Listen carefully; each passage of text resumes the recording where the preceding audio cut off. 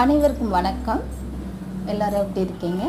இந்த செடி இதுக்கு முன்னாடி போட்ட காணொலியில் கேட்ட செடிகளோட பேர்கள் எல்லாம் தெரிஞ்சுக்கிட்டேன். அதுபோல் இது தெரியாததுனால இதுக்கு முன்னாடி நான் பார்த்துருக்கேன். புண்ணாக்கு செடின்னு சொல்லுவாங்க. ஆனால் அது தரையோடு தான் இருந்து நான் பார்த்துருக்கேன். அது காய் சின்னதாக தான் இருக்கும். ஆனால் இவ்வளோ பெருசாக ஆள் அவசரத்துக்கு வளர்ந்து நான் பார்த்ததில்லை. இதுதான் ஃபர்ஸ்ட் டைம் பார்க்குறேன்.